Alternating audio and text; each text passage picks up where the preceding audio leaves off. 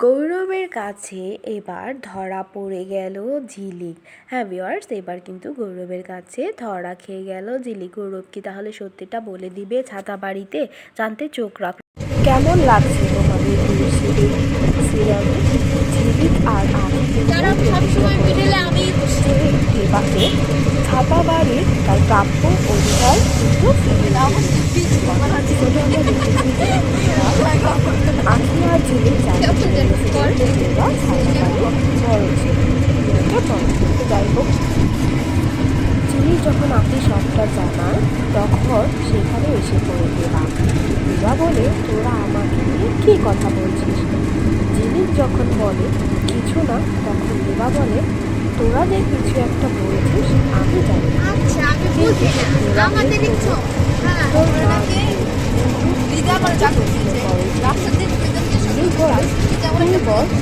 কেন লুকাচ্ছিস আমাদের থেকে? দেবা তখন আরো ওরা সব সেফালাতে পড়ছিল না, আবার সুমাইয়া হচ্ছে করলো না সেফাতে, সুমাইয়াও তো আবার বসেছে, অনেক প্রেশার। দেবা ছাতা বাড়ি বড় ছেলে প্রাপ্য অধিকার ওদিকে আখি দেবার সমস্ত সত্যতা জানার পর সে বেশি করে দেবার যত্ন নেওয়া শুরু করে। সে বলে ওখানে ছাতা বাড়ির সবাই কত ভালোভাবে থাকে আর দেবা এখানে কত কষ্টে থাকে। আখি দেবাকে বেশি বেশি করে যত্ন করাটা আবার চোখে পড়ে যায় চারানা ও পল্টুর।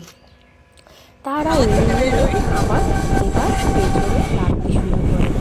এদিকে দেবাও ভাবতে থাকে হঠাৎ করে আগে তার কেন এত যত্ন করছে। ওদিকে গৌরব ঝিলিককে খুঁজে না পেয়ে তাদের কথাগুলো চিন্তা করতে থাকে। যেভাবে ঝিলিক বোধ হয় গেছে সরস্বতী ঠাকুর আনতে, কিন্তু সে যখন দেখে সবাই ঠাকুর নিয়ে চলে এসেছে কিন্তু ঝিলিক নেই, তার উপর সে জানতে পারে ঝিলিক আসলে বস্তির যে ঠাকুর বানায় তার নাম বলেছে। তখনই আবার রেগে যায় গৌরব।